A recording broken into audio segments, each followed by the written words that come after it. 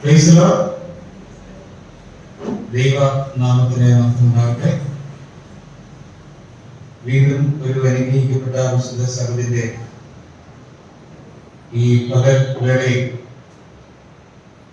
പ്രതിസന്ധിയിൽ നിറഞ്ഞതായ ലോകത്ത് ദൈവ മുൻപാകെ കൂടി വരുവാൻ വീണ്ടും ദൈവകൃപ നമ്മളെ സഹായത്തിനായി സ്തോത്രം ചെയ്യുന്നു. പാരീസിലെ നോട്രോദാം എന്ന കത്തീഡ്രൽ ഏകദേശം 8 നൂറ്റാണ്ടിന്റെ പഴക്കമുള്ളതായ ഒരു ആലയമാണ്. മനോഹരമായ കെട്ടിടം കൂടിയാണത്. അതിന്റെ ശില്പ ഭംഗി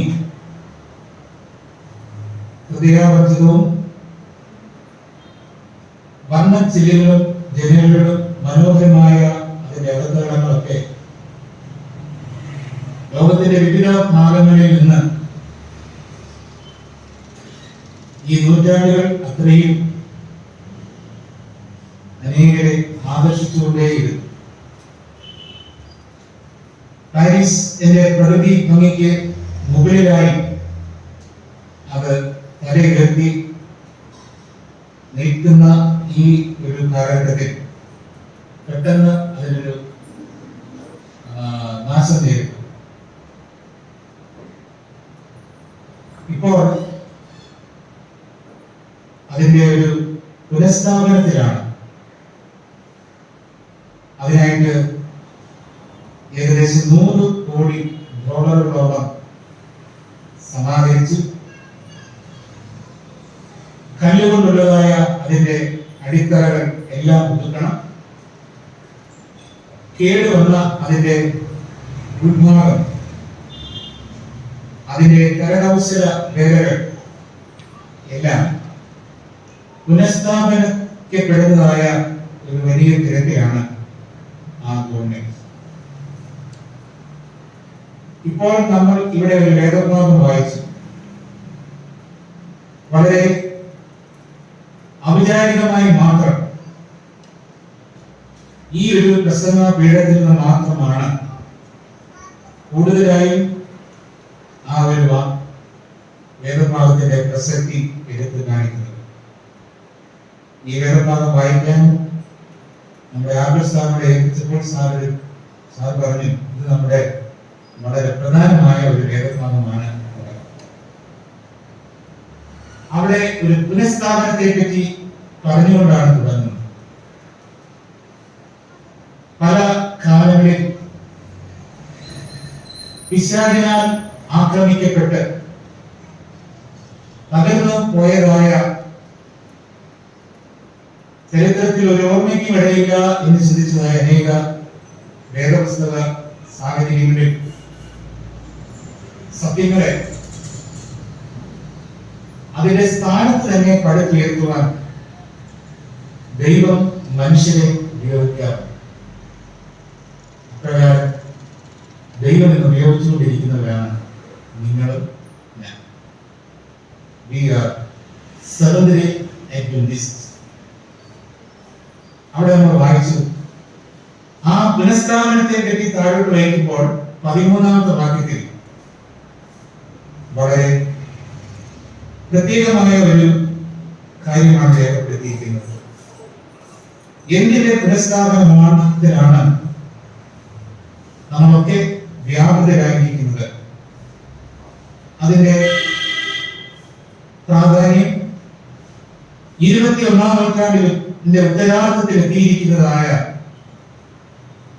ഒരു ക്രിസ്ത്യാനിയെ സംബന്ധിച്ചിടത്തോളം എത്ര പ്രാധാന്യമേറിയതാണ്. 13ാം വാക്യത്തിൽ നമ്മൾ എങ്ങനെ ആരംഭിക്കുന്നു? നീ എന്റെ വിശുദ്ധ ദിവസത്തിൽ നിന്റെ കാര്യാദികൾ നോക്കാതെ ശബത്തിൽ നിന്റെ കാൽ അടക്കി വെച്ച് തുടർന്ന് നിങ്ങൾ അത് വായിക്കുക.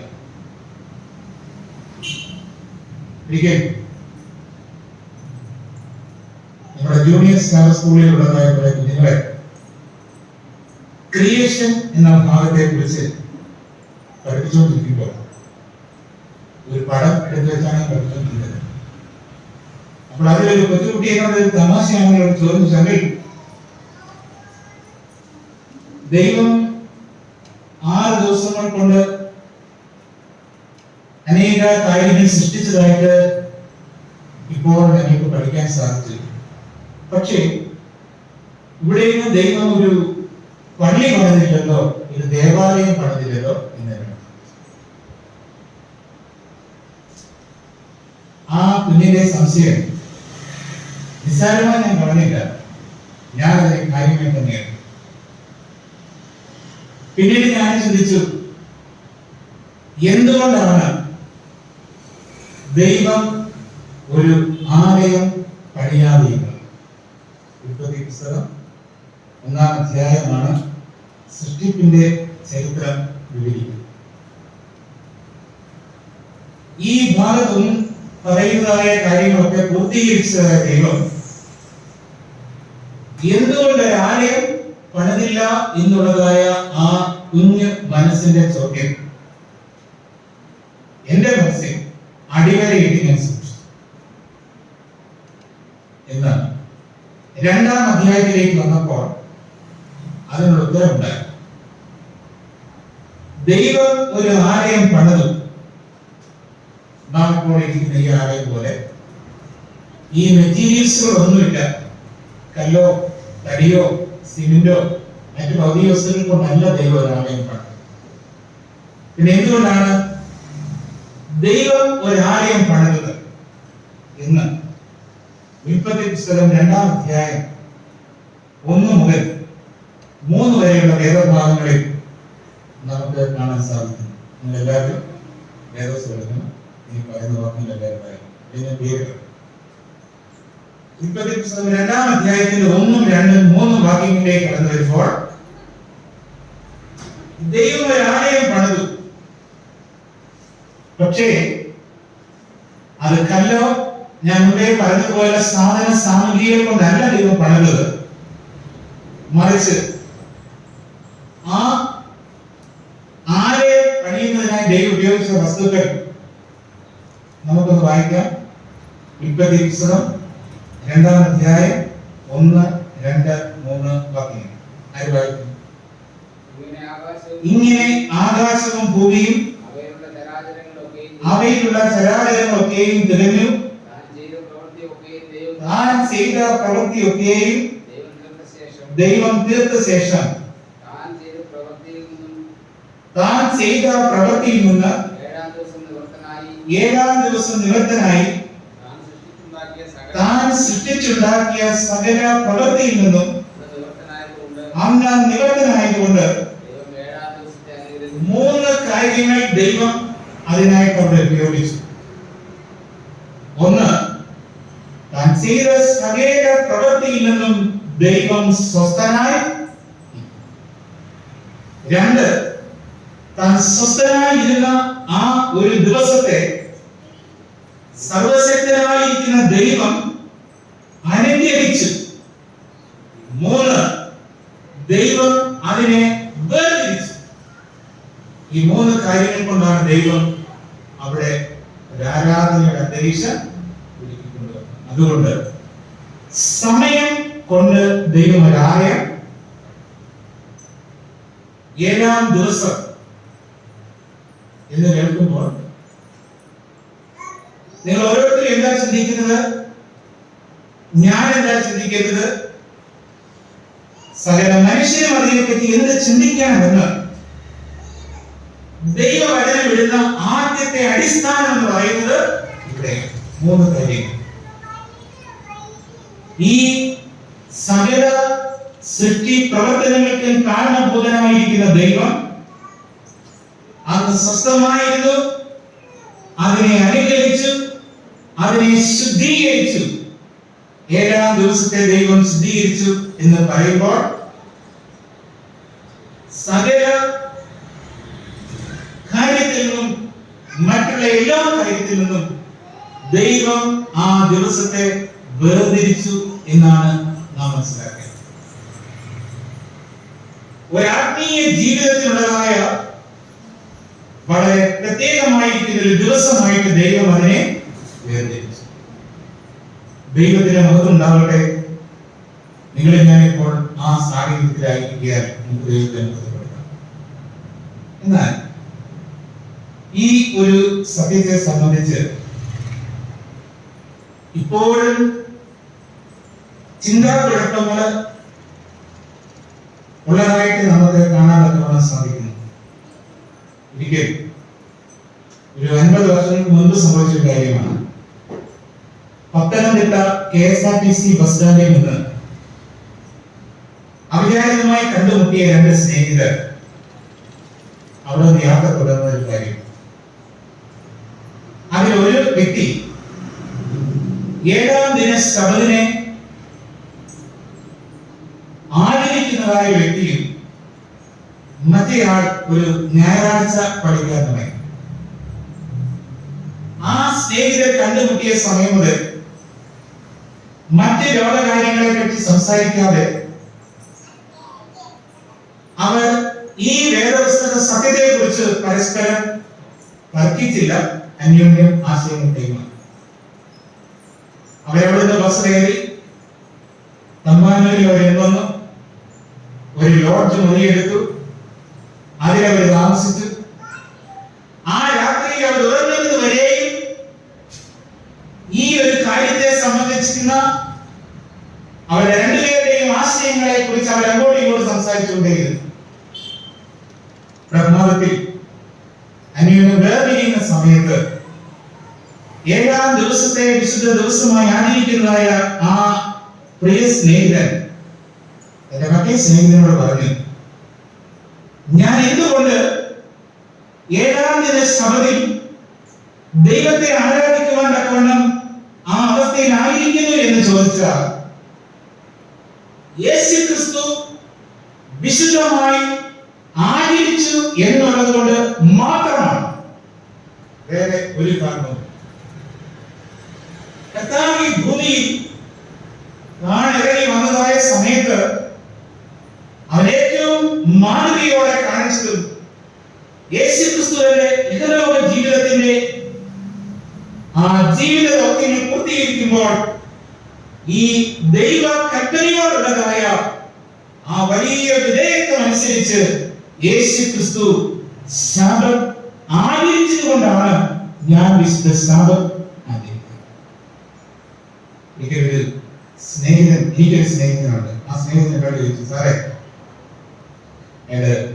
പാലസ്തീനിലൊക്കെ പല സന്ദർഭങ്ങളിൽ പോയ ഒരാളാണ്. അതിന്റെ പശ്ചാത്തലത്തിൽ എന്നോട് ചോദിച്ചു, ഞാൻ ഇസ്രായേലിൽ ചെന്നപ്പോൾ അല്ലെങ്കിൽ പാലസ്തീനാട്ടിൽ ചെന്നപ്പോൾ വെള്ളിയാഴ്ച അവധിയാണ്, ശനിയാഴ്ച അവധിയാണ്, ഞായറാഴ്ചയും അവിടെ അവധിയാണ്. അപ്പോൾ ഇതിലേതാണ്? ഇതെല്ലാം നമ്മളെ വളരെ ചിന്താക്കുഴപ്പത്തിൽ എത്തിക്കുന്ന ഒരു കാര്യമാണ്. ഇതിനിടയിൽ സാധാരണ ആൾക്കാർ ചോദിക്കാറുണ്ട്, തിരക്കേറിയതായ ഈ ആധുനിക ലോകത്ത് മനുഷ്യൻ അവന്റെ സൗകര്യം പോലെ ദൈവത്തെ ആരാധിച്ചാൽ പോലെ ആധുനിക ലോകത്തിലെ വേദ തത്വശാസ്ത്രം സാത്താൻ രൂപപ്പെടുത്തിയ വേദ തത്വശാസ്ത്രം ഇതാണ്. അങ്ങനെ ഒരു പ്രത്യേകമായിരിക്കുന്ന ദിവസത്തിൽ ദൈവത്തെ ആരാധിക്കണം എന്നുണ്ടോ? 7-ാം ദിവസമായിരുന്നാലും വെള്ളിയാഴ്ച ആയിരുന്നാലും ഞായറാഴ്ച ആയിരുന്നാലും ഇനി മറ്റേതെങ്കിലും ഒരു ദിവസമായിരുന്നാലും അത് ദൈവസന്നിധിയിൽ സ്വീകരിക്കപ്പെടാതെ പോകുമോ? അങ്ങനെയെങ്കിൽ ദൈവത്തെ ആരാധിക്കുന്നതിനായിട്ട് ദൈവത്തിന് ഒരു പ്രത്യേകമായിരിക്കുന്ന ദിവസം ഉണ്ടോ എന്നുള്ളതാണ് ചോദ്യം. ഉത്തരം നൽകുന്നു. വാക്യം വായിക്കാം. പുറപ്പാട് പുസ്തകം 20-ാം അധ്യായം അതിന്റെ 8-ാമത്തെ വാക്യം വായിക്കുമ്പോൾ നമ്മളവിടെ വളരെ ഗൗരവമേറിയ ഒരു കാര്യം, നമ്മളെല്ലാവരും ഇപ്പോൾ ഇവിടെ ആയിരിക്കുന്നത് ഒരു സാഹചര്യത്തിലാണ്. ആ ഒരു പ്രത്യേക സാഹചര്യം ദൈവം എന്തിനു ഒരുക്കിയെന്ന് ചോദിച്ചാൽ, ഏതെങ്കിലും ഒരു സമൂഹത്തിന് വേണ്ടി മാത്രമായിട്ട് ദൈവം ഒരുക്കിയതല്ല, സകല മനുഷ്യന്റെയും ജീവിത സന്തോഷത്തിന്റെ 10 അടിസ്ഥാന പ്രമാണങ്ങളാണ്. ജീവിത സന്തോഷം എവിടെ കിട്ടും എന്ന് തിരക്കി വിരഞ്ഞ് ഓടിക്കൊണ്ടിരിക്കുന്ന ലോകത്തില് യഥാർത്ഥമായിരിക്കുന്ന ജീവിത സന്തോഷത്തിന്റെ 10 പടികൾ, ദൈവകൽപ്പനയുടെ 10 രൂപങ്ങൾ ദൈവം മനുഷ്യന് നൽകിയത് മനുഷ്യന്റെ എല്ലാ സന്തോഷത്തിന്റെയും അടിസ്ഥാനം അതായിരിക്കണം എന്നുള്ളതുകൊണ്ടാണ്. അവരുടെ 8ാമത്തെ വാക്യത്തിൽ ദൈവം ഒരു പ്രത്യേക കാര്യം മരുഭൂമിയിലൂടെ സഞ്ചരിച്ച് ഇന്നത്തെ മനുഷ്യന്റെ ജീവിതത്തിന്റെ തിരക്കിനേക്കാൾ വളരെ തിരക്കേറിയത് മരുഭൂമിയിൽ കടന്നു വന്ന ജനത്തോട് അവർക്ക് വേണമെങ്കിൽ ഇങ്ങനെ ചിന്തിക്കാമായിരുന്നു, ഞങ്ങളുടെ സൗകര്യം പോലെ ചെയ്താൽ പോരെ. ആ മരുഭൂമിയിലൂടെ അതിന്റെ എല്ലാ പ്രതികൂലമായ സാഹചര്യങ്ങളുടെയും ദൈവം ആ ജനത്തെ മുന്നോട്ട് നയിക്കുമ്പോൾ സ്വർഗത്തിലെ ദൈവം അവരെ നയിക്കുന്നതായ ദൈവം, അവരോട് കൂടെയിരുന്നതായ ദൈവം അവരോട് വളരെ പ്രധാനമായും അവരുടെ മുഴുവൻ ലോക ജീവിതത്തിന്റെ എല്ലാ പ്രസക്തിയിലും ഏറ്റവും ഉയർന്നതായ കാര്യം ദൈവം അവരോട് പറഞ്ഞു. അത് മറ്റൊന്നുമല്ല, ശബ്ബത്ത് നാളിനെ ശുദ്ധീകരിക്കാൻ. അതുകൊണ്ട് ഒരുപാട് ചിന്താപരത്തിലേക്ക് നമ്മളെ വലിച്ചിരിക്കേണ്ടതാണ്. കാരണം എല്ലാത്തിന്റെയും അടിസ്ഥാനം ദൈവത്തിന്റെ വചനം. ഇനി നിങ്ങൾക്കത് വായിക്കാം, അതിൽ ദൈവം പറയുന്നതായ കാരണങ്ങൾ എന്താണെന്ന് വായിക്കാം. ദൈവം എന്തുകൊണ്ടാണ് മരുഭൂമിയിൽ സഞ്ചരിച്ചതായ ജനത്തോട് ഇപ്രകാരം ഒരു കാര്യത്തെ വളരെ പ്രത്യേകമായിട്ട് ദൈവം എടുത്തു പറയേണ്ട കാരണങ്ങളാണ് തുടർന്ന് ആ കാര്യത്തിൽ നമ്മൾ വായിക്കുന്നത്. ശബ്ബത്ത് നാളിനെ ശുദ്ധീകരിക്കാൻ ഓർക്കുക, 6 ദിവസം അധ്വാനിച്ച് നിന്റെ വേലയൊക്കെയും ചെയ്യുക, 7ാം ദിവസം നിന്റെ ദൈവമായ യഹോവയുടെ ശബ്ബത്താകുന്നു. അന്ന് നീയും നിന്റെ പുത്രനും പുത്രിയും നിന്റെ വേലക്കാരനും വേലക്കാരത്തിയും നിന്റെ കന്നുകാലികളും നിന്റെ പടിവാതിൽ കടത്തുള്ള പരദേശിയും ഒരു വേലയും ചെയ്യരുത്. കാരണം ഇവിടെയാണ് വേലക്കാരൻ എന്ന് പറയുന്നത്. ഞാനിപ്പോൾ നിങ്ങളെ വായിച്ച് കേൾപ്പിച്ചതായ ഉൽപ്പത്തി പുസ്തകം 2-ാം അധ്യായത്തിന്റെ 1-2 വാക്യങ്ങളെ വീണ്ടും ദൈവം ഇവിടെ ആവർത്തിക്കുകയാണ്. ദൈവം ആ ജനത്തോട് ആജ്ഞാപിക്കുകയാണ്. ദൈവം സ്വസ്ഥമായിരുന്നു, ദൈവം അനുകരിച്ചു, ദൈവം അതിനെ വേർതിരിച്ചു. ആ വലിയ സ്വസ്ഥതയിലേക്കും അനുഗ്രഹത്തിലേക്കും അതിന്റെ ഏറ്റവും വലിയ വിശദീകരണത്തിലേക്കും എന്നാളും ആയിരിക്കുവാൻ ദൈവത്തിന്റെ മാറ്റമില്ലാത്ത കൃപ അടിമ വീടായ ഇസ്രായേലിൽ നിന്ന് ദൈവത്തിന്റെ ജനത്തെ, അബ്രഹാമിന്റെ മക്കളെ വിളിച്ചിറക്കിയതായ ആ വലിയ ലക്ഷ്യമായിരുന്നു. 6 ദിവസം കൊണ്ട് യഹോവ ആകാശവും ഭൂമിയും അതിൽ കാണുന്ന സകല ചരാചരങ്ങളും സൃഷ്ടിച്ചു. യഹോവ ശബ്ബത്ത് നാളിനെ അനുഗ്രഹിച്ചു.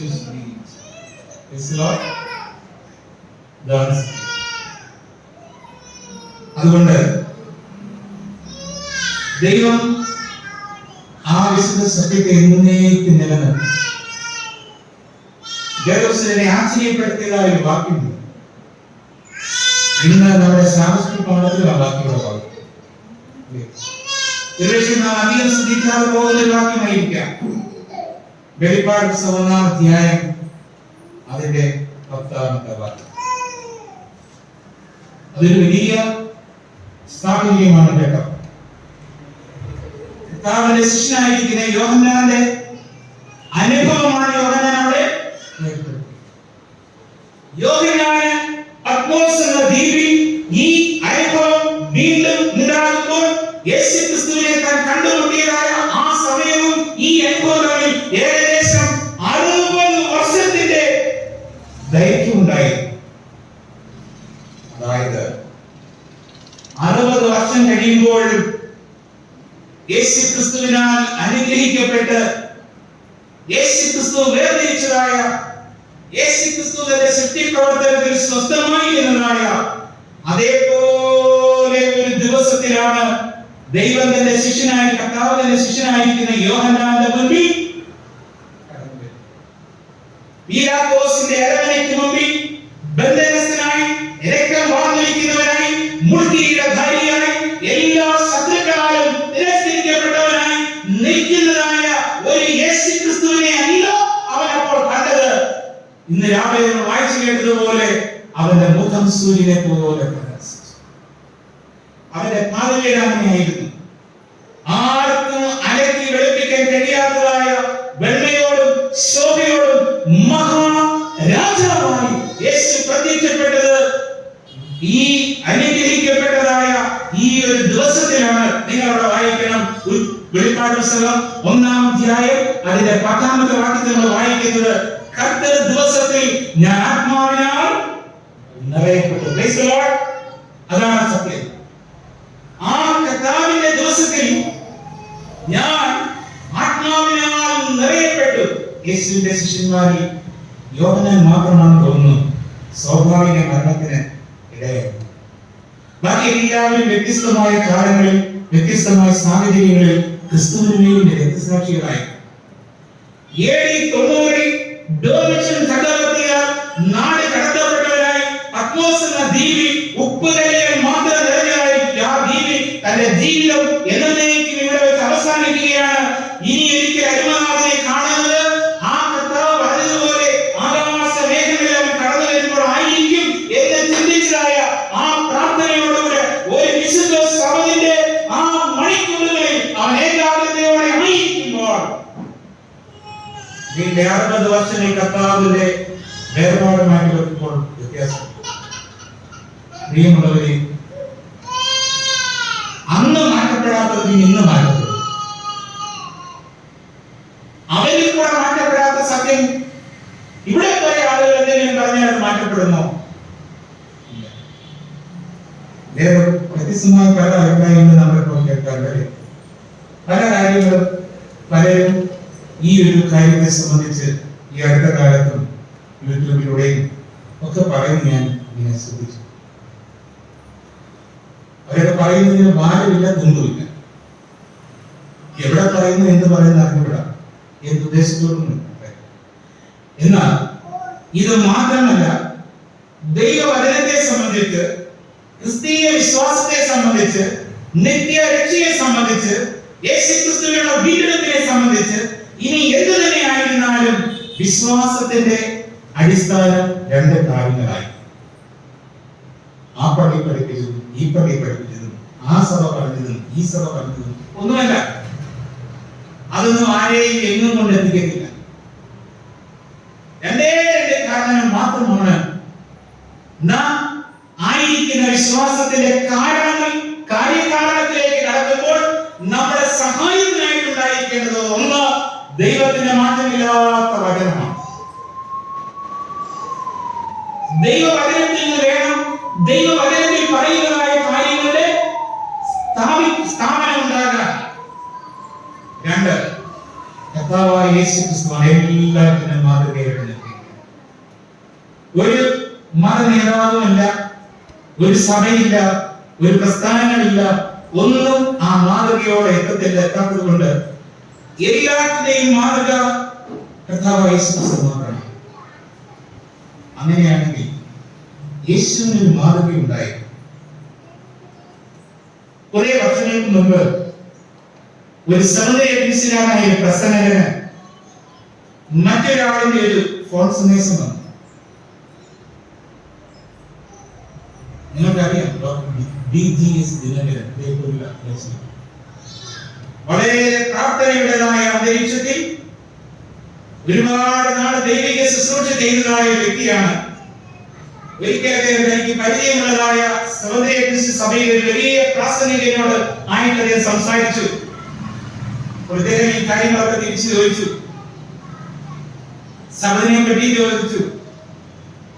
എല്ലാത്തിന്റെയും അവസാനമായിട്ട് അദ്ദേഹം ഒരു അവലോകനം ചെയ്ത് പറഞ്ഞതായ കാര്യം, ഇതെല്ലാം വേദപുസ്തകത്തിലെ വലിയ സത്യങ്ങളാണ്. എന്നാൽ ഈ സത്യങ്ങളെ അതിൽ പാലമൂന്നിൽ നിന്നുകൊണ്ട് ഞാൻ ഈ ലോകത്തോട് പ്രസംഗിക്കാൻ പോയാൽ 10,000-കളും 50,000-കളും ഒക്കെ കടിച്ചു കൂടുന്നതായ വലിയ സ്റ്റേഡിയങ്ങളിൽ വെറും കസേര മാത്രമേ അവശേഷിക്കും.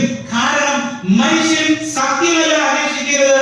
അതുകൊണ്ട് ഈ സത്യം ഞാൻ അവരോട് പ്രസംഗിച്ചാൽ ആരും എന്റെ പ്രശ്നം കേൾക്കാൻ വരില്ല. ഇതല്ലേ യാഥാർത്ഥ്യം? ഇതാണ് ഈ ലോകത്തിൽ നടക്കുന്നില്ല.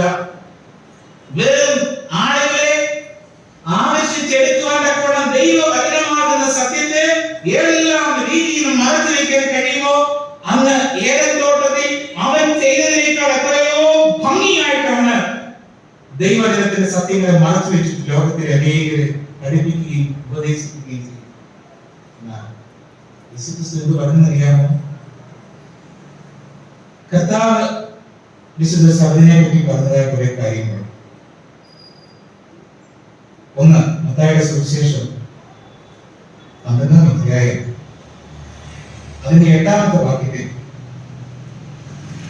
യേശുക്രിസ്തു ഈ വിശുദ്ധ ദിവസവുമായി തനിക്കുള്ളതായ ബന്ധമാണ് പറഞ്ഞത്. ചവിട്ടി എടുത്ത് കളയായില്ല പറഞ്ഞത്. ആ വിശുദ്ധ സഭയുമായി കർത്താവിന് വലിയ ബന്ധമുണ്ടായിരുന്നു. ആ ബന്ധം ഈ ഭൂമിയിലായിരുന്ന അവസാന നിമിഷം വരെ യേശു അതുപോലെ സൂക്ഷിച്ചു.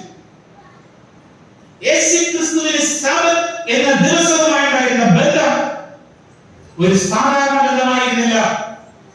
യേശു ഒരു നല്ല മത അധ്യാപകനായിരുന്നു. ആ മത അധ്യാപകൻ എന്നതിനേക്കാൾ ഉപരിയായിരുന്നു. കാരണം നമുക്ക് വായിക്കാം മത്തായിയുടെ സുവിശേഷം 12-ാം അധ്യായം 7-ാമത്തെ വാക്യം. ഇനി എന്താ പറയുന്നത്?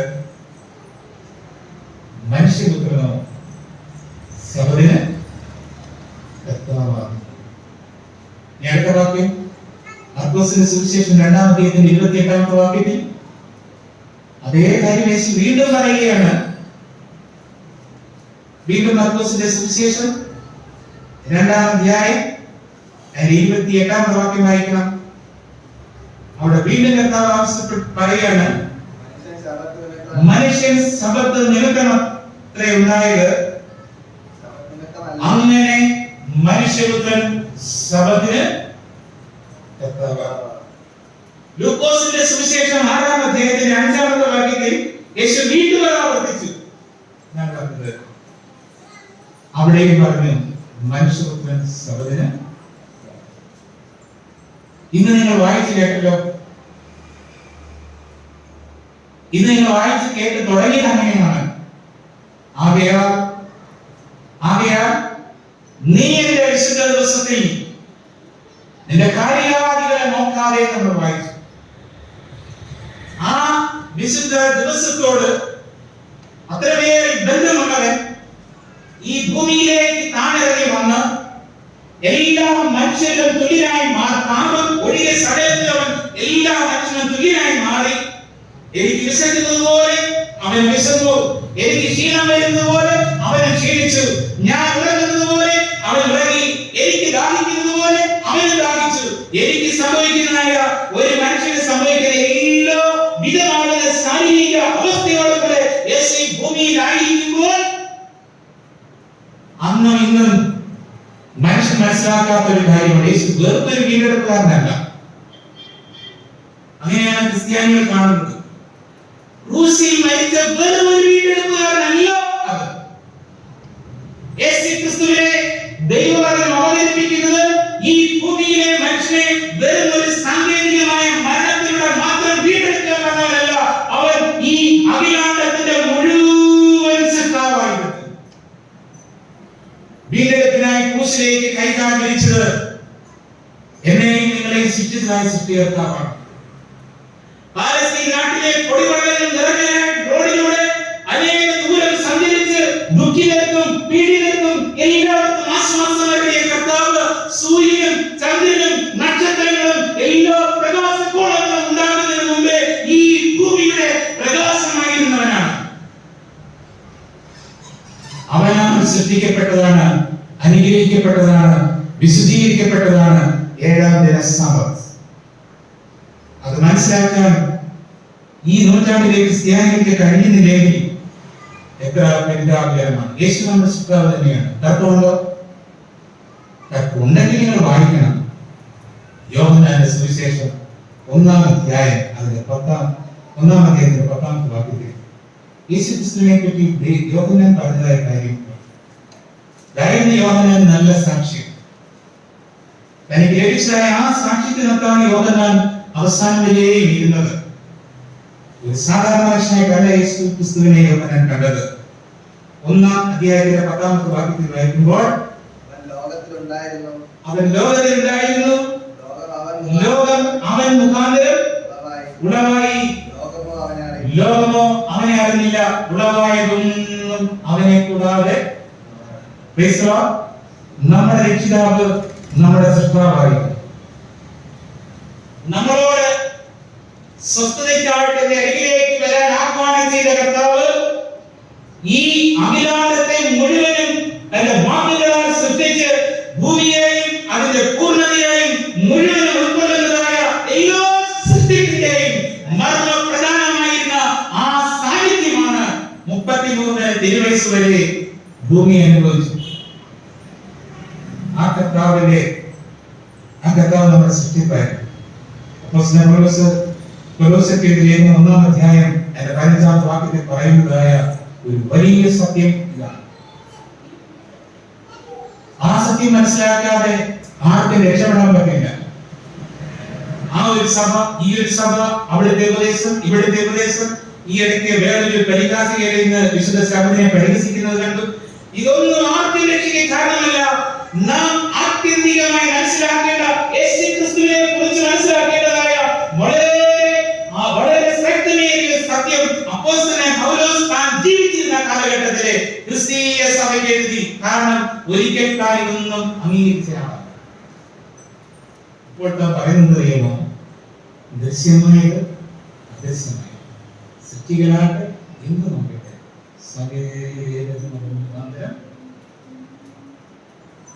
സകലത്തിന്റെയും സൃഷ്ടാവ് ഈ ഭൂമിയിലേക്ക് താൻ ഇറങ്ങി വന്നപ്പോൾ അവൻ അതിനൊരു മാതൃക കാണിച്ചു.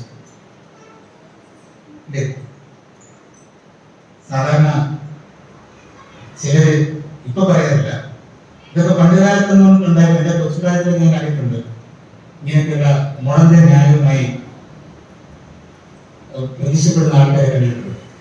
ഇപ്പോഴെന്നുള്ള സാഹചര്യം, കാരണം എല്ലാവർക്കും അറിയാം. ഞാൻ മുമ്പേ പറഞ്ഞതുപോലെ, ദിനകരൻ പറഞ്ഞതുപോലെ, സാർ ഇത് സത്യമാണ്, പക്ഷെ ഞാൻ അതിന്റെ പിന്നാലെ പോയാൽ, ഞാനിത് പ്രസംഗിക്കാൻ പോയാൽ ഈ തടിച്ചു കൂടുന്ന ജനവിഭാഗങ്ങളൊന്നും പിറ്റേ ദിവസം അവിടെ വരില്ല. അതുകൊണ്ട് ഈ സത്യത്തെ പറ്റി എല്ലാവർക്കും അറിയാവുന്നതുകൊണ്ട് ആരും പറയില്ല. പിന്നെ എവിടെയോ ലോട്ടറി കച്ചവടക്കാരൻ ഇവിടെ ഇറങ്ങി ഇതിനെ പരിഹസിക്കുന്നത്. അതായത് യഹൂദനുള്ളത്. നിങ്ങൾ ഇവിടെ എനിക്ക് എത്ര പേര് യഹൂദന്മാരുണ്ട്? ഉണ്ടെങ്കിൽ കൈവക്കണം. നാല് യഹൂദന്മാരാണോ? ഇത് എന്താ പറയുന്നത്? യഹൂദന്മാരല്ല. ഇതെല്ലാം ദൈവം യഹൂദന് കൊടുത്തതായ കാര്യങ്ങളാണ്. എന്നാൽ ദൈവം മനുഷ്യനെ സൃഷ്ടിച്ചപ്പോൾ അവിടുത്തെ സാഹചര്യം എന്തായിരുന്നു? അവിടെ എത്ര യഹൂദന്മാരുണ്ടായിരുന്നു എന്ന് നാം ചിന്തിക്കുക. ദൈവം ഈ ഭൂമിയിൽ തന്റെ സാദൃശ്യത്തിലും തന്റെ സ്വരൂപത്തിലും ഏറ്റവും അവസാനം പറഞ്ഞു അല്ലെ, 6ാമത്തെ ദൈവത്തിന്റെ സൃഷ്ടിപ്പിലേക്ക് ദൈവം കടക്കുകയാണ്. ഇനി എന്താണ് ദൈവം ചെയ്യുന്ന കാര്യം? എല്ലാ ദൈവദൂതന്മാരും വളരെ ആശ്ചര്യത്തോടെ നോക്കിയിരുന്നു. ഇതുവരെ ദൈവം ചെയ്തതായ എല്ലാ കാര്യങ്ങളിലും സ്വർഗ്ഗം മുഴുവനും അത്യധികം സന്തോഷമുള്ളതായിരുന്നു. എല്ലാ ദൈവദൂതന്മാരും തങ്ങളുടെ ശുദ്ധമായിരിക്കുന്ന ദൈവം സൃഷ്ടിച്ചതായ സൂര്യനെയും ചന്ദ്രനെയും നക്ഷത്രങ്ങളെയും എല്ലാം കണ്ട് അവരേറ്റവും സന്തോഷമുള്ളതായിരുന്നു. 6ാമത്തെ ദിവസം എത്തിയപ്പോൾ അവ വളരെ വ്യത്യാസമുള്ളതായിരുന്നു. പെട്ടെന്നാണ് അതെന്താണ് ചെയ്യാൻ പോകുന്ന പ്രസ്താവന ദൈവം. Let us come, man made in our image. വരിക, നമ്മുടെ സാദൃശ്യത്തിലും സ്വരൂപത്തിലും മനുഷ്യനെ സൃഷ്ടിക്കാമെന്ന് പറഞ്ഞ ദൈവം ഒരു മനുഷ്യനെയും ഒരു സ്ത്രീയെ സൃഷ്ടിച്ചാക്കുമ്പോൾ അവിടെ എത്ര യഹൂദന്മാരുണ്ടായിരുന്നു? ഞാൻ ഈ പറഞ്ഞ സത്യം തുടങ്ങുന്നത് അവിടെ നിന്ന് തുടങ്ങുന്നു, അല്ലാതെ കനാദേശത്തിലേക്ക് കടന്നു വരുന്ന കാര്യത്തിലല്ല തുടങ്ങി, അന്നേ തുടങ്ങില്ല. ദൈവം മനുഷ്യനെ സൃഷ്ടിക്കുമ്പോൾ അതുകൊണ്ട് വിശുദ്ധ സബത്ത് എന്നുള്ളത് എല്ലാ മാനുഷിക പാരമ്പര്യങ്ങൾക്കും അപ്പുറമാണ്. കർത്താവ് ഈ ഭൂമിയിലായിരുന്നപ്പോൾ മാതൃകയായി യേശു അത് കാണിച്ചു. വിശുദ്ധ ലൂക്കോസിന്റെ സുവിശേഷം 4-ാം അധ്യായത്തിന്റെ 16-ാമത്തെ വാക്യം വിശുദ്ധ സാബത്ത് എന്ന സത്യത്തെ അംഗീകരിക്കാൻ മടിയുള്ളതായ, അതിനെ നിരുത്സാഹപ്പെടുന്ന, അത് തെറ്റാണെന്ന് പ്രസ്താവിക്കുന്ന മറ്റുള്ളവരുടെ പ്രസ്താവന കേൾക്കുന്നതായ കേരളത്തിലെ എല്ലാ ക്രിസ്ത്യാനികളും വായിക്കണം.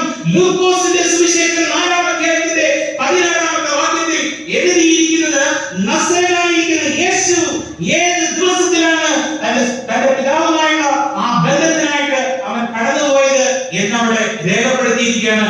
നിങ്ങൾ അതിനെ അടിവരയിട്ട് രേഖപ്പെടുത്തി വായിക്കണം. എല്ലാവർക്കും അത് പറഞ്ഞു കൊടുക്കണം.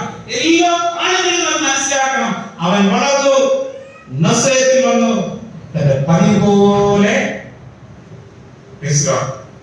ഞാനത് ഏറ്റവും സന്തോഷിക്കുകയാണ്. നിങ്ങൾ ഞാൻ കർത്താവ് ആരാധനയ്ക്കായി ദൈവവുമായി, തന്റെ പിതാവായ ദൈവവുമായുള്ള കൂട്ടായ്മയ്ക്കായിട്ട് ഏതൊരു ദിവസം കടന്നുപോയോ ആ ദിവസത്തിലാണ് ആയിരിക്കുന്നത്. അവൻ തന്നെ സ്വസ്ഥമായിരുന്ന്, അവൻ തന്നെ അനുഗ്രഹിച്ച്, അവൻ തന്നെ വേർതിരിച്ചായ ദിവസത്തെ ഈ ഭൂമിയിലെ തന്റെ മാനുഷിക സാന്നിധ്യം കൊണ്ട് അതിനെ ഏറ്റവും അനുഗ്രഹപ്രദമാക്കി. യേശുക്രിസ്തുവിന് ശേഷം യേശുവിന്റെ ശിഷ്യന്മാരാണ് സുവിശേഷം എന്ന ദൗത്യവുമായിട്ട് ഭൂമിയുടെ എല്ലാ ഭാഗത്തേക്കും പോയത്. 752 തോമസ് അപ്പോസ്തലൻ കേരളത്തിൽ വന്ന് തന്റെ കർത്താവിനെ പറ്റി നല്ലൊരു സാക്ഷ്യം പറഞ്ഞു. ആ വിലാപ്പുറത്ത് ഞാൻ തൊട്ടു, ആണിപ്പാടുകളിൽ തൊട്ടു. യേശുക്രിസ്തുവിന്റെ സാന്നിധ്യത്തിൽ ഞാൻ ആയിരുന്നു. ഭൂമിയുടെ എല്ലാ ഭാഗത്തേക്കും അവർ കടന്നുപോയി.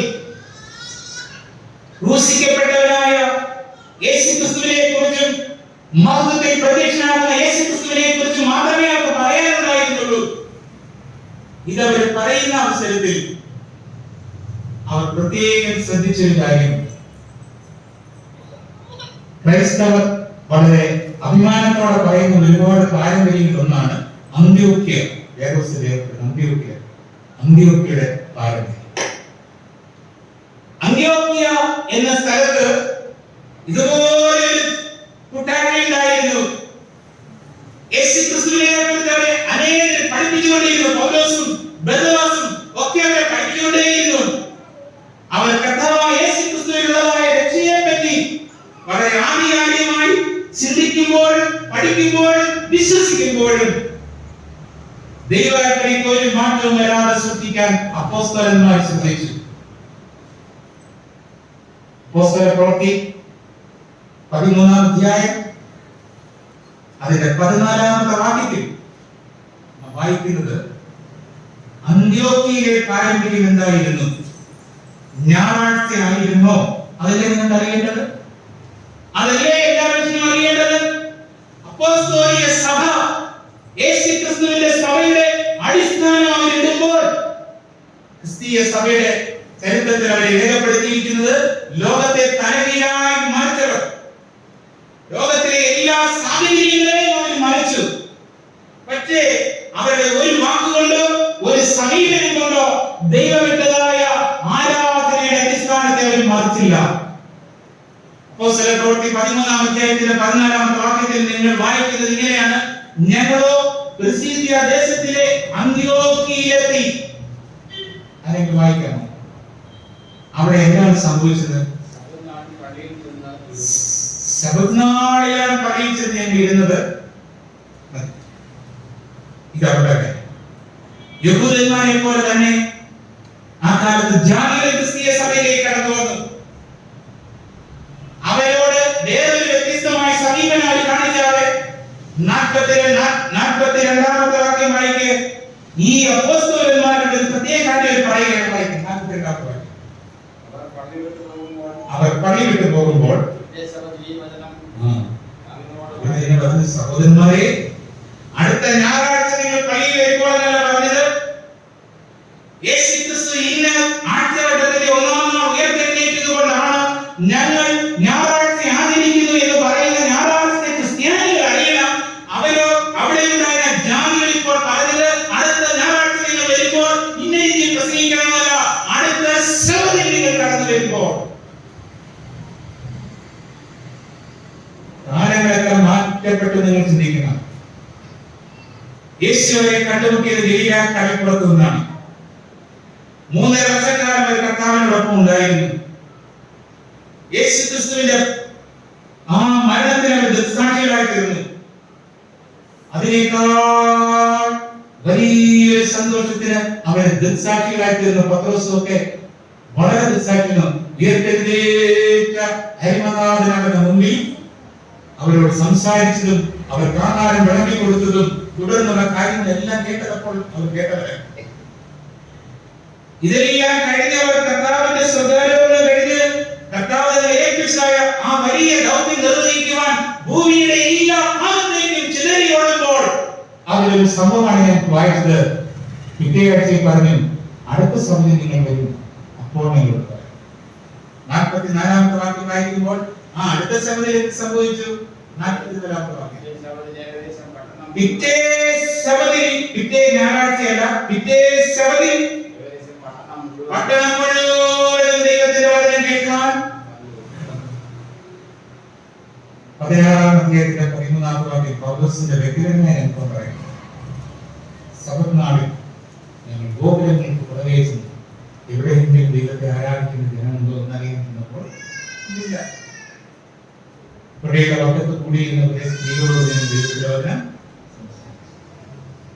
18-ാം അധ്യായത്തിന്റെ 3-ാം വാക്യത്തിൽ ഇതാണ് അപ്പോസ്തോലിക സഭയുടെ ആരാധനയുടെ പാരമ്പര്യം എന്നുള്ളത്. വേറെ ഒന്നും തിരക്കണ്ട. ഞാൻ നിങ്ങൾ പറഞ്ഞല്ലോ, ദൈവവചനത്തിലെ ഏതൊരു സത്യവും അന്വേഷിക്കുന്ന ഒരു വ്യക്തി വേറെ ഒരു മതങ്ങളോ വേറെ ഒരു സഭാവിഭാഗങ്ങളോ വേറെ ആരുടെയും ഉപദേശങ്ങളും എഴുത്തുകളൊന്നും വായിക്കേണ്ട. നിങ്ങളുടെ മുൻപിൽ വളരെ വ്യക്തമായി ദൈവത്തിന്റെ പരിശുദ്ധാത്മാവിനാൽ ദൈവത്തിന്റെ അപ്പോസ്തലന്മാരും പ്രവാചകന്മാരും എഴുതി വെച്ചിരിക്കുന്നതായ ദൈവത്തിന്റെ വചനമുണ്ട്. അത് തന്നെയാണ് വിശ്വാസത്തിന്റെ അടിസ്ഥാനമെങ്കിൽ പൗലോസ് എന്താ ചെയ്യുന്നറിയാമോ? 18-ാം അധ്യായത്തിൽ 3-4 വാക്യം. അവൻ അവരോട് കൂടെ പാർത്ത് വേല ചെയ്തു പോന്നു. തൊഴിലോ കൂടാരപ്പണിയായിരുന്നു. എന്നാൽ ശബത്തോറും അവൻ പള്ളിയിൽ സമ്പാദിച്ച് യഹൂദന്മാരെ സമ്മതിച്ചു. ഇനി എന്താ പറയേണ്ടത് മനുഷ്യനോട്? 21-ാം നൂറ്റാണ്ടിൽ ഉത്തരവാദിത്തത്തിൽ മനുഷ്യനെ എല്ലാ വിധമാകുന്ന പുരോഗമന സാമഗ്രികളിലേക്കും മനുഷ്യൻ കടന്നു കയറി. പക്ഷേ അപ്പോഴും അവശേഷിക്കുകയാണ് ദൈവം ഏദൻ തോട്ടത്തിന്റെ പരിശുദ്ധിയിലും നിർമ്മലതയിലും അതിന്റെ വിശുദ്ധിയിലും ദൈവം അടിസ്ഥാനപ്പെട്ടതായ ഏഴോ ദിന സാബത്തിന്റെ വളരെ വളരെ വളരെ വളരെ വളരെ പ്രസക്തി പറയുന്നു. ഓരോ സഭയിലും കൂടാരപ്പണി മാറ്റിവെച്ചു. അതിന്റെ അർത്ഥം എന്താണ്? പൗലോസിന് പറയാമായിരുന്നു, സഹോദരന്മാരെ, ഇങ്ങനെയൊക്കെയാണ് കാര്യങ്ങൾ, ഇനി ആ സഭ ദിവസം വെട്ടിപ്പിടിച്ച് നിങ്ങൾ എനിക്കെന്താന്ന് പറയാമായിരുന്നു, പറയേണ്ടതായ വ്യക്തിയായിരുന്നു. പക്ഷേ പൗലോസ് താൻ ജീവിതത്തിലെ കടമയിൽ എല്ലാ സ്ഥലങ്ങളിലും അതിനെ മുറുകെ പിടിച്ചു. യെശയ്യാപ്രവചനങ്ങൾ വായിക്കുന്നുണ്ട്, അതിനെ മുറുകെ പിടിക്കുന്ന മനുഷ്യൻ. ടിക്കറ്റ് വിൽപ്പന തീർന്നിട്ടില്ല. ഈ ടിക്കറ്റ് ഭൂലോകത്തിന്റെ അവസാനം വരുന്നമല്ല, നിത്യതയോളം ഉണ്ടായിരിക്കും. ഏതൻ തോട്ടത്തിൽ ദൈവം ആരംഭിച്ചതായ വിശുദ്ധ സഭ ഈ ഭൂമിയിൽ മാത്രമല്ല, ദൈവം നിർമ്മിക്കുന്നതായ പുതിയ ആവാസത്തിലും പുതിയ ഭൂമിയിലും നിത്യതയോളം നിത്യതയോളം നിത്യതയോളം നിലനിൽക്കുന്നതായ ഒരു ദൈവവചനത്തിന്റെ സത്യത്തെ പരിഹസിച്ചിരുന്നവർ നിന്റെ പേരിൽ വരുന്ന ദൈവത്തിന്റെ ന്യായവിധി എത്രയാണെന്ന് ആർക്കും പറയാൻ തക്കവണ്ണം യെശയ്യാപ്രവചനം 65-ാം അധ്യായം. യെശയ്യാപ്രവചനം 65-ാം അധ്യായം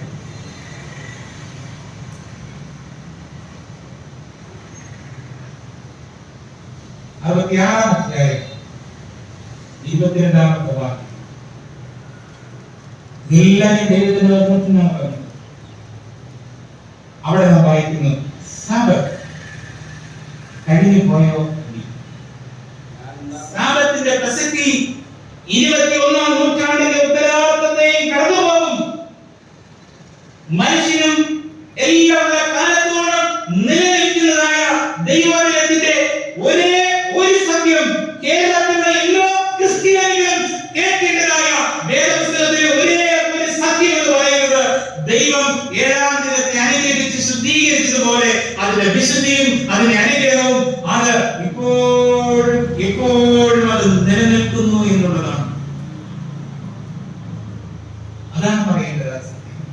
ഇവിടെ നമുക്ക് വായിക്കാം, ഞാൻ ഉണ്ടാക്കുന്ന പുതിയ ആകാശവും പുതിയ ഭൂമിയും എന്റെ മുൻപാകെ നിലനിൽക്കുന്നത് പോലെ നിങ്ങളുടെ സന്തതിയും നിങ്ങളുടെ പേരും നിലനിൽക്കും എന്ന യഹോവയുടെ അരുളപ്പാട്. പിന്നെ അവിടെ ദൈവം നിങ്ങൾ വായിച്ചു നോക്കിയിട്ടേ പറയാറുള്ളൂ. പിന്നെ അമാവാസി തോറും ശബത്ത് തോറും സകല ജഡവും സഹോദര അല്ലെ സഹോദരി സഹോദരന്മാരെ, ഇതല്ലേ മനുഷ്യനറിയുന്ന ഏറ്റവും വലിയ സത്യം. ഈ വിലയേറിയ സത്യത്തിൽ നിന്ന് ഫ്രാൻസിനെ മതവും യുക്തിവാദവും കൂടെ ചരിത്രത്തിൽ വേർതിരിച്ചു. അതിന്റെ വലിയ പരിണിത ഫലമാണ് യുക്തിവാദം, നിരീശ്വരവാദം. കൊടികുത്തി വാഴുവാൻ ഫ്രാൻസിലേക്ക് കടന്നിരുന്നപ്പോൾ ദൈവവചനം അവിടുന്ന് മാറ്റപ്പെട്ടു. അവിടെ നൂറ്റാണ്ടുകളോളം ഈ യുക്തിവാദവും നിരീശ്വരവാദവും നിലനിന്ന് കടന്നില്ലാത്ത കാരണം എന്ന് പറഞ്ഞാൽ ദൈവവചനവും അതിലടങ്ങിയിരിക്കുന്ന സത്യങ്ങളും അന്നത്തെ മതം അതിനെ കുളച്ചു മാറ്റി ഫ്രാൻസ് അവസാനം ഒരു വലിയ രക്തപ്പുഴ എഴുതുന്നതായ ഫ്രഞ്ച് വിപ്ലവത്തിലേക്ക് കടന്നു. Why? Sabbath is so important. എന്തുകൊണ്ടാണ് വിശുദ്ധ സാബത്ത് ഒരു മനുഷ്യനെ സംബന്ധിച്ച ഏറ്റവും പ്രധാനമായി തീരുന്നത്? ദൈവമില്ല എന്ന് പറയാൻ ഇതനുസരിക്കുന്ന വ്യക്തിക്ക് സാധ്യമല്ല. ദൈവത്തിന്റെ അസ്തിത്വത്തെ നിഷേധിക്കുവാൻ പിന്നീട് മനുഷ്യന് ഒരിക്കലും സാധ്യമല്ല.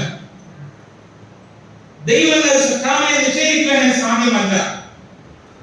ഈ സത്യം അതുപോലെ അനുസരിച്ചുവെങ്കിൽ ക്രൈസ്തവ വിശ്വാസത്തിന്റെ അടിസ്ഥാനമായിരിക്കുന്ന ക്രിയേഷൻ എന്നതിന് വിപരീതമായി ഡാർവിൻ ഒരു സിദ്ധാന്തം എഴുതത്തില്ലായിരുന്നു.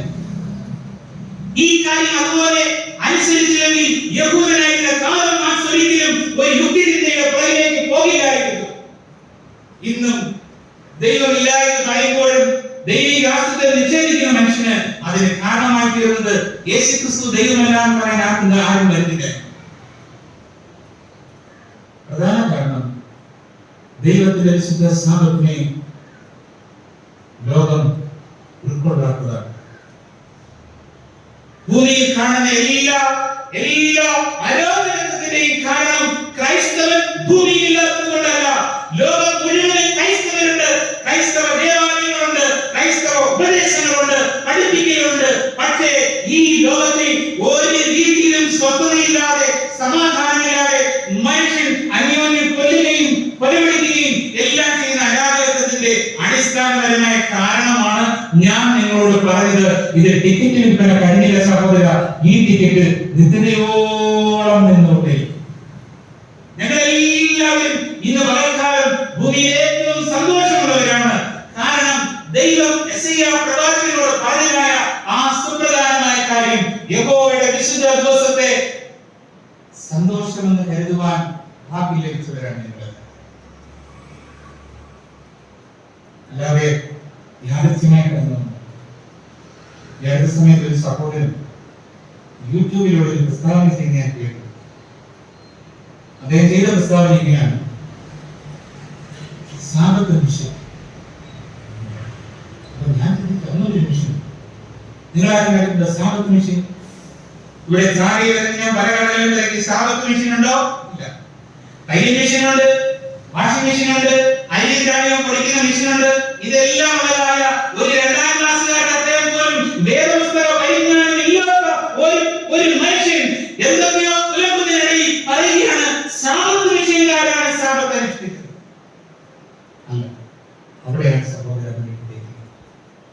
ഇത് സാബത്ത് മിഷൻകാരുടെ ഉപദേശമല്ല. സഭ അനുസരിക്കുന്നതായ ദൈവമക്കളെ കുറിച്ച് വളരെ പ്രധാനമായ കാര്യം പറയുന്നു. 10 കൽപ്പന അനുസരിക്കുന്ന ഒരു സമൂഹത്തെ കുറിച്ച് കർത്താവിന്റെ മഹത്വമുള്ള പ്രത്യക്ഷത ഈ ഭൂമിയോട് സമീപസ്ഥമാകുമ്പോൾ ദൈവ കൽപ്പനയെ അനുസരിക്കുകയും ഉപദേശിക്കുകയും പഠിപ്പിക്കുകയും ചെയ്യുവാൻ ദൈവത്താൽ വിളിക്കപ്പെട്ടതായ ഒരു പ്രത്യേക ജനമുണ്ട്.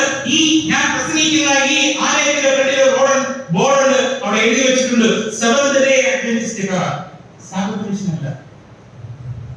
പിന്നെ യെരൂശലേമിന്റെ എന്ന് പറയുന്നത് അറിയാമോ? 12-ാം അധ്യായത്തിൽ വെളിപ്പാട് പുസ്തകം 12-ാം അധ്യായത്തിന്റെ 17-ാമത്തെ വാക്യം വായിക്കണം. ഇതാണ് ഞങ്ങൾ, ഈ ഞങ്ങളാണ് ദൈവത്തിന്റെ വിശുദ്ധ സഭ, ഏദൻ തോട്ടത്തിന്റെ പരിസ്ഥിതി പോലെ അന്ത്യത്തോടെ നിലനിൽക്കുമെന്ന് ഭൂമിയിലുള്ള എല്ലാ മനുഷ്യരോടും പ്രസംഗിച്ചുകൊണ്ടേയിരിക്കുകയാണ്. കഴിഞ്ഞ 150 കൊല്ലത്തിലധികമായി ഈ ലോകത്തിന്റെ 6 വൻകരകളിൽ കടന്നു നിന്നുകൊണ്ട് ആകാശവും ഭൂമിയും നീരുറകളും ഉണ്ടാക്കിയവനായ ദൈവത്തെ ആരാധിക്കണമെന്നുള്ളതായ അന്ത്യ ദൈവത്തിന്റെ ആഹ്വാനം അയച്ചുകൊണ്ടിരിക്കുന്നതായ ദൈവത്തിന്റെ പ്രത്യേക ജനം അവർ സാബത്ത് മിഷൻകാരല്ല. അവരെ പറ്റി പറയുന്ന വാക്യം വേദപുസ്തകത്തിലുണ്ട്, നിങ്ങൾ വായിക്കണം. 12-ാം അധ്യായത്തിന്റെ 17-ാമത്തെ വാക്യം. 12-ന്റെ 17. മഹാസർപ്പം സ്ത്രീയോട് കോപിച്ചു. ദൈവകൽപ്പന പ്രമാണിക്കുന്നവർ യേശുവിന്റെ സാക്ഷ്യമുള്ളവർ. ഇവരാണ് ഈ സാബത്തിനെ പറ്റി പറഞ്ഞത്. ഞാൻ അതിന്റെ ഒരു പ്രതിനിധിയാണ്. ദൈവകൽപ്പന പ്രമാണിക്കുന്നവരും യേശുക്രിസ്തുവിന്റെ സാക്ഷ്യമുള്ളവരായി സ്ത്രീയുടെ സന്തതി ശേഷിപ്പുള്ളവരോട് യുദ്ധം ചെയ്യാൻ സാത്താൻ കടൽപ്പുറത്തെയും മണലിന്മേലും നിന്നു എന്ന് പറയുമ്പോൾ അത് സാബത്ത് മിഷൻകാരുടെ വാക്കല്ല. ദൈവകൽപ്പന പ്രമാണിക്കുകയും യേശുവിന്റെ സാക്ഷ്യം ഉൾക്കൊള്ളുവാൻ ദൈവത്താൽ വിളിക്കപ്പെട്ട സപ്തദിന പുനരാഗമനക്കാർക്ക് അങ്ങനെ പറഞ്ഞു.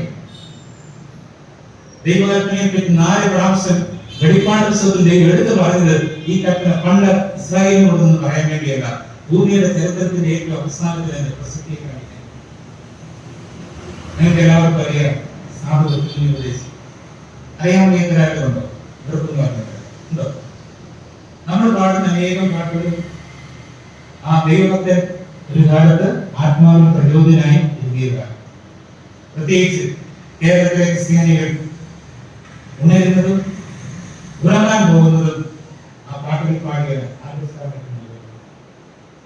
നമ്മുടെ പൂർവികരെല്ലാം ആശ്വാസമേ കേരളത്തിൽ നിന്ന് പാട്ടുപാടി ദുഃഖവേളയിൽ അവർ ആശ്വാസം കൊണ്ട് ആ ദൈവത്തിനായ മനുഷ്യന്റെ പാട്ട് കേട്ടുകൊണ്ടാണ്. 3-ാം വാക്കിൽ സാബു കൊച്ചുതിനെ ഉപദേശി സെവന്തരേക്കാരനല്ല, മാർത്തോമാക്കാരനാണ്. അദ്ദേഹത്തിന്റെ വീട് ഞാൻ കണ്ടിട്ടുണ്ട്. ആ സ്ഥലത്തൂടെ ഒരു 8 വർഷക്കാലം ഇടയാറാണ് എന്ന പ്രദേശത്തുള്ള കോഴഞ്ചേരിക്ക് യാത്ര ചെയ്തതാണ്. അതിലേക്ക് കടന്നു പോകുമ്പോഴെല്ലാം ഞാൻ ഓർക്കുന്ന ഒരു കാര്യമുണ്ട്. ഈ ദൈവഭക്തനായി ദൈവത്തിന്റെ വിശുദ്ധ ശാബത്ത് അനുസരിക്കുന്നവർക്ക് വേണ്ടി അദ്ദേഹം നൽകിയതായ ആത്മപ്രചോദിതമായ മനോഹരമായ ഗാനം എല്ലാ ക്രിസ്ത്യാനികളും അതാണ് പാടേണ്ടത്. ഇതറിയണം. ആധുനിക ലോകത്തിലുള്ള മറ്റു ചില ഉപദേശിമാർ വായിൽ വരുന്ന ലഭിച്ചു പറഞ്ഞാൽ പോരാ. അവരറിയണം ദൈവത്തിന്റെ പരിശുദ്ധാത്മാവിനാൽ പ്രേരിതനായി 3-ാം വാക്കിൽ സാധു കൊച്ചുതിനെ ഉപദേശിക്കുന്ന മർദ്ദവാസവിനെ ഉപദേശി എഴുതിയ ഒരു പാട്ടുണ്ട്. നിങ്ങൾക്കെല്ലാവർക്കും വിശുദ്ധ ദിവസം നമുക്കെല്ലാം പരമരാജന്റെ സേവയ്ക്കായി നമുക്ക് കൂടി വന്നാരവി സവനെ വന്നിപ്പനാളിത. നമുക്ക് കൂടി വന്നാരവി സവനെ വന്നിപ്പനാളിത. നമ്മുടെ പാട്ടുപുസ്തകം 685-ാമത്തെ പാട്ട് എല്ലാവർക്കും പാടാം. ദൈവത്തിന്റെ വിശുദ്ധ ശബത്ത് ഏദൻ തോട്ടത്തിൽ ദൈവം അനുഗ്രഹിച്ചതുപോലെ, വേർതിരിച്ചതുപോലെ, ശുദ്ധീകരിച്ചതുപോലെ സർവസൃഷ്ടിയുടെയും സ്മാരകമായി ദൈവത്തിന്റെ ശക്തിയും ജ്ഞാനവും ബുദ്ധിയും എല്ലാം അടങ്ങുന്ന ദൈവഭക്തിയുടെ അടയാളമായി നിത്യതയോളം നിലനിൽക്കുന്നതായ വിശുദ്ധ ശബത്ത് എന്ന സത്യം ആ പാട്ടിലടങ്ങി നമുക്ക് പാടാം.